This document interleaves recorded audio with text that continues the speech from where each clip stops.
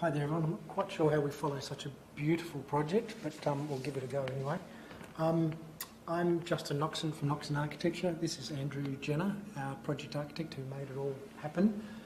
This is Musk Creek House, which is for a retired academic couple who really wanted a very modest and small house on the Mornington Peninsula, and they were moving newly to the area. And the site is, this is the north aspect of the site, which is bound by this eucalyptus ridgeline of messmate trees, and the open expansive aspect, valley aspect to the south and up the valley to the west. So in terms of the site plan, this is this ridgeline along the road, which forms quite a strong boundary and protection from the northerly winds. The site is sort of this area here, which is the flatter area with a gentle slope.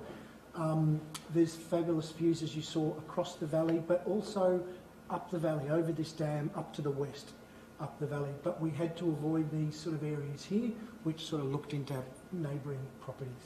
So we looked at a few different ways of trying to nestle into the site, if you like, different ways of getting the light in and so forth, and we settled on this sort of staggered plan here, which, as you see on the site, it falls gently with the slope across this red line. The staggering of the elements basically ensures all the rooms have a view across the valley, but probably more importantly also catch these lovely glimpses up the valley, whilst also bringing in some of the morning light by opening the plan through this staggering. So there's a garage workshop which sort of marks the entry, and you move in through the entry here, and this open plan, simple open plan space for the living areas, bound by the main bedroom suite and study to the north, and sort of more utilitarian, less used guest rooms to the sort of southeast. And so that strategy gives us this, which is really this very low-lying, gently falling form that's very much nestled into and part of the landscape. We took, we took our cues for materiality. This is the ridgeline with these very gnarly messmate dark trunks, punctuated by a few pine trees and this sort of sea of base sort of wild grasses, and then scattered through around that ridgeline of these sort of other gnarly open trees, and that gave us a cue for this sort of landscape veil, open permeable landscape veil connecting to this new sea of grasses. In terms of the solar sort of study, and we wanted to be very conscious with these south views, the southerly views down here, we really needed to bring the north light in, so the staggering plan allowed us to open up some aspects, but also capture the afternoon sun into these south-facing sort of sides of the plan. And that also allowed us, the staggering of the plan allowed us to create these sort of transitional indoor-outdoor environments, which under this permeable landscape veil and the enveloping sort of roof, we get these spaces along the offsets of the staggered plan that are under the veil, and the veil is sort of denser to the north and the west, and it opens up as you move around the plan. So here you see the veil. So this is the sort of western end, which is more protected, and it opens as you move around.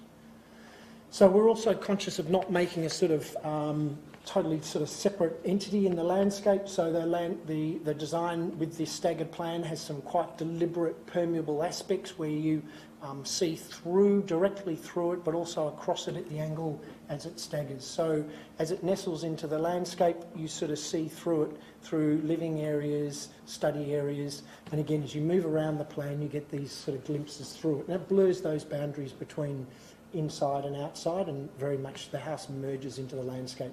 From within, you get these aspects into this very intimate, sheltered, protected northern side, and across the open valley and along the valley for the more expansive, exposed aspects. So here's that very sort of sheltered northern side. We've created effectively a new landscape and expanded the footprint of the house effectively into the landscape. So here are the more open, expansive southerly and westerly aspects up the west there, and the more enclosed northerly ones. So the house, this is the living area, which is bookended by the sort of main bedroom, the roof lifts with a clerestory window which captures these ridgeline trees, and it falls gently with the site to these more utilitarian, less used utility sort of spaces. The bigger open area has the bigger sort of more generous, expansive ceiling volume. And you see the lifting room creates this opportunity to sort of capture these treetops, the link directly from inside into the more intimate northern landscape, the more expansive open southerly one. So we get these transitional indoor-outdoor spaces that are really, when this vine keeps going, this will be that dappled under the open tree canopy sort of feel. So the house is very much nestled into this new landscape and part of it. You can see there's little constant snippets where you get aspects through the site. And the veil wraps around the house. This is the sort of western corner of the bathroom, but it opens up as you move around the south. And the structure of these is just a kind of loose reference to the gnarly forks that we have in these open messmate canopies. And what we need to remember here is the stepped plan. We do need to, the vines will grow up over the top here because they will protect from the westerly light that's coming in from the left of the photo there. So there's a little garage workshop that just quietly sits in the grasses there as a sort of marker to that entry and protects and screens from the farm shed down the side. The garage itself is a translucent fiberglass veil with these timber battens, and it's very sort of raw and utilitarian, and there's the workshop in there. The materials are very simple and durable and elemental. This timber plane links the house from one end to the other, as does the concrete floor. Two simple planes just link right through the house. Then, whilst we have these more expansive views, there are little moments constantly throughout the house, like these little nooks where you just have little quiet, separate moments to have different aspects of the landscape. And we have the link across these rooms, but this shows the link moving up into that main bedroom area via this transitional study space, and the roof lifting to start to create this clerestory window element here. And the campfire, simple fireplace, very much at the heart and the pivot of this sort of very casual, simple, open plan space, remembering that it's really a house for two, and these constant little vistas through the house. But as you move up into the main bedroom, through this transitional layering of study and main bedroom through to the ensuite, the house becomes more protected, but the roof lifts to get that morning light in and also see these glimpses of the landscape.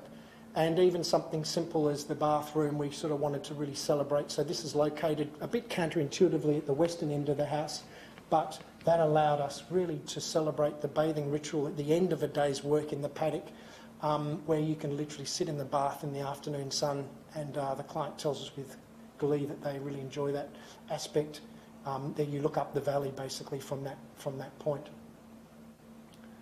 And so, yeah, the house really is, we've created its own sort of new landscape effectively, but it's very gently nestled and anchored to its site, and I guess blurring those boundaries between house and landscape and making it really part of the landscape. I think we're there.